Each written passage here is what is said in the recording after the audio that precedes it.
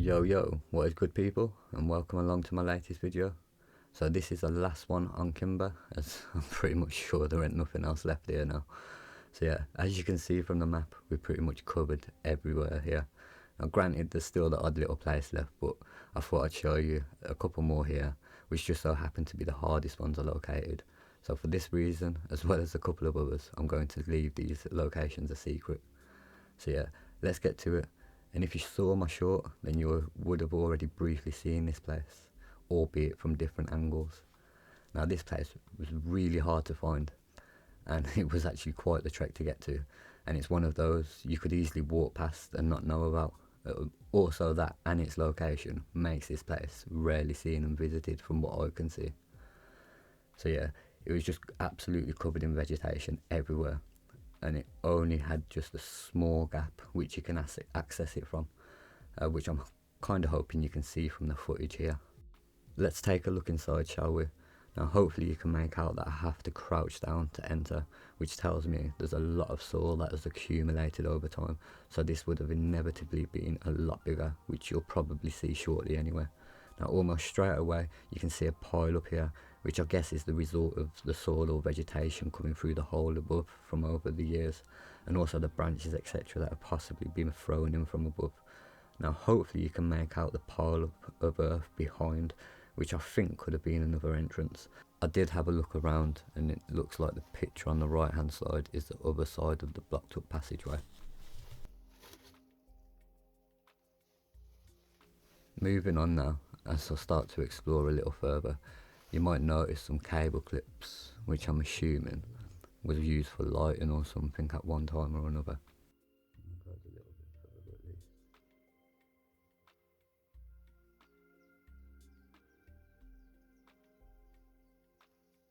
Why we used to be here somewhere.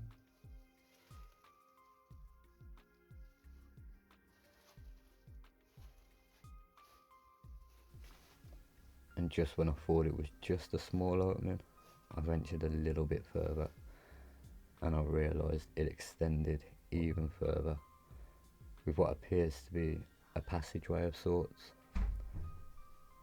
So let's make our way through and have a look, shall we? You should notice the same congregation of soil and vegetation or whatever it is, just like at the beginning, and this is due to another hole here. And as I'm looking up, a leaf fell through, and it actually caught me off guard a little as well. And then yeah, we come across this, what I guess is an old door hinge, but due to the vegetation below, I couldn't see the bottom, so I am just guessing.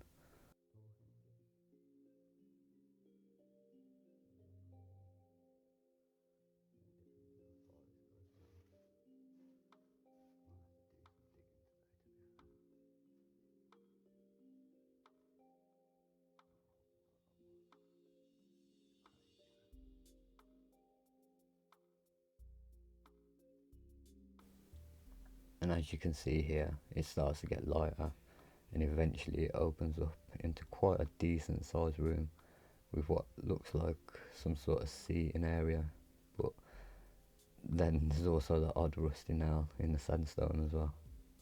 So what is this place? It's certainly big enough to have been lived in, albeit the weird shape. I mean, it could have even been bigger at one time or another. I mean, its function I'm not too sure of, but it's certainly intriguing. And the design of it does have me questioning its origins. Now, I don't think the rock itself is man-made.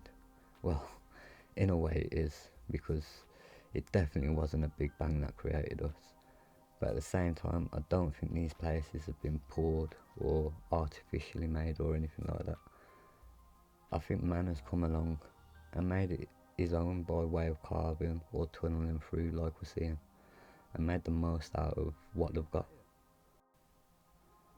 And yeah, a few of you might tune out now, and that's okay. I'm not going to hold it against you or nothing, because yeah, I don't do this for likes and subs like I've said in the past. I mean, if I did, you'd hear me begging for likes and subs, or even donating to my PayPal page and all that sort of stuff. just yeah, the more I'm seeing this stuff and the more I'm researching, my mindset is changing. And yeah, I just want to point out here, all of the warning signs we came across, it was only the sign that was closest to this place that had any talk of legal action being taken at all. Imagine that, if you will. So on to the next one, and again, it's not an easy one to find, and you could easily walk or drive past it and have no idea of its existence.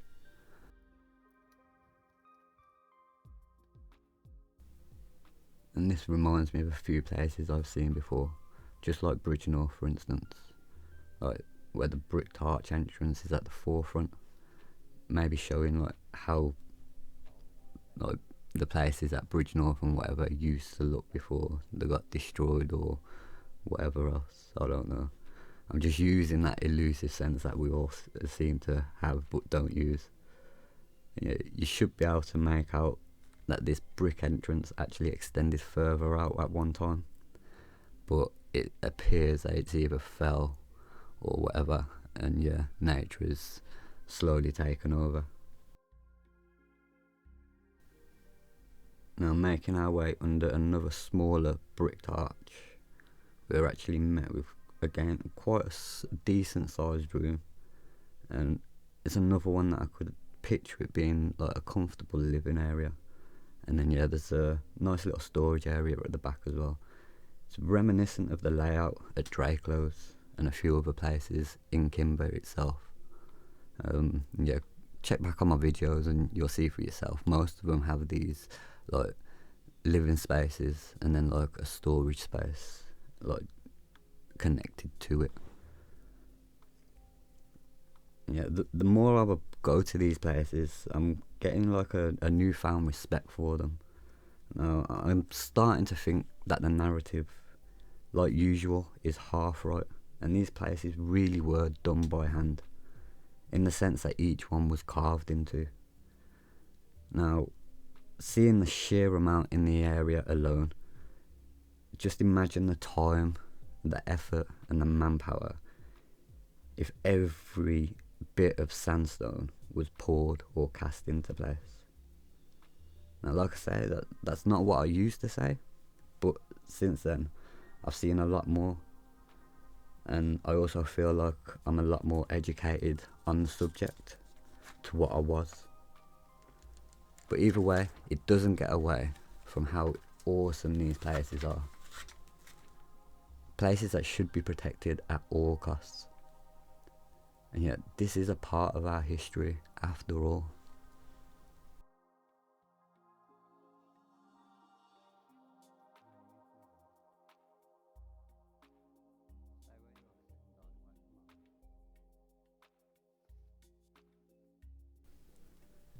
Now, you may be glad to hear this is the last time I'll be showcasing Kinver, as like I said at the start, I feel like I've pretty much exhausted the area and shown pretty much everything there is worth seeing.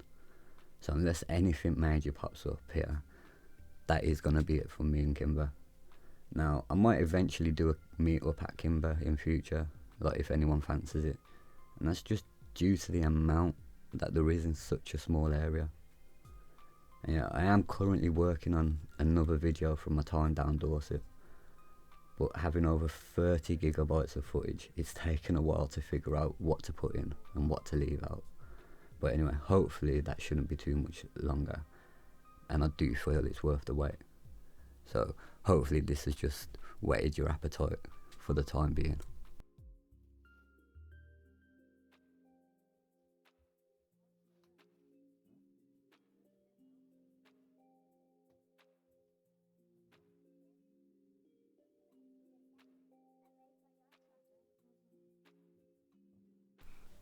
Saying two for this. So this is called Woodhenge.